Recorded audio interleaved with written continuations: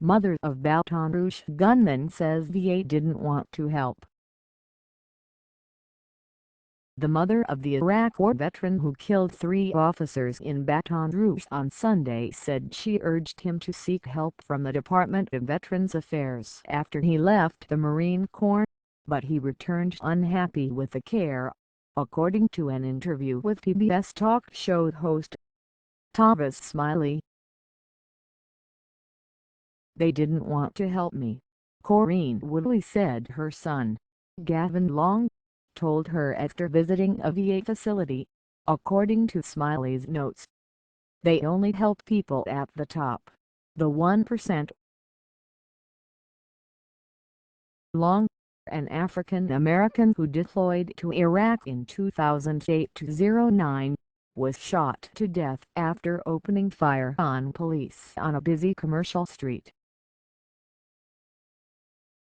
Woodley said she feared he was suffering from post-traumatic stress disorder, although he did not see combat while in Iraq.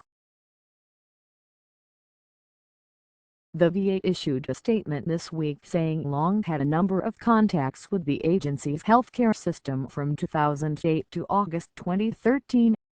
The agency declined to provide details, citing medical privacy laws. The VA has come under fire for years over its treatment of veterans returning from war. Problems include lack of staffing and poor facilities, an overburdened suicide hotline and long wait times to get appointments.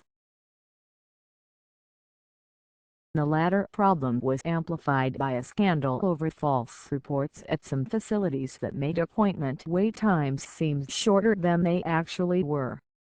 Woodley contacted Smiley on Monday.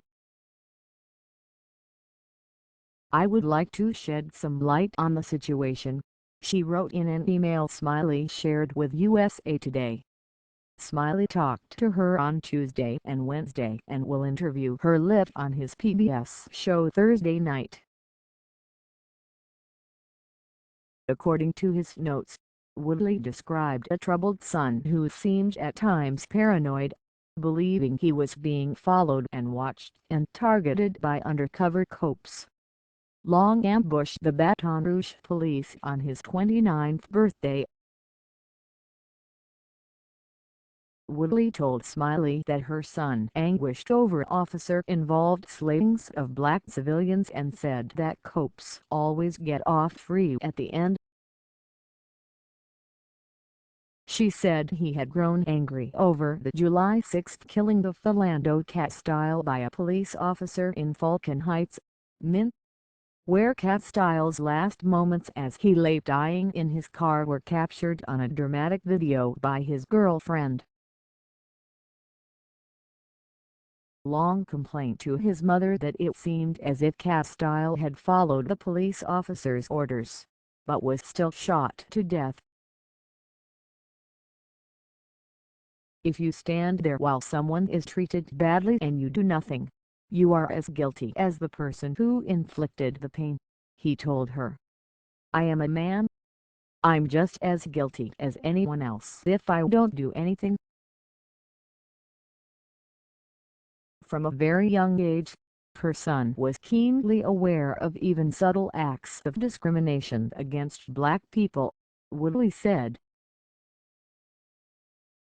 When he left the Marine Corps, where he reached the rank of sergeant, Long wanted to teach black history and traveled to Africa for 2 years, visiting Egypt, Ethiopia, Ghana, Kenya, Rwanda, Tanzania and Uganda, camping in villages and delivering food to children.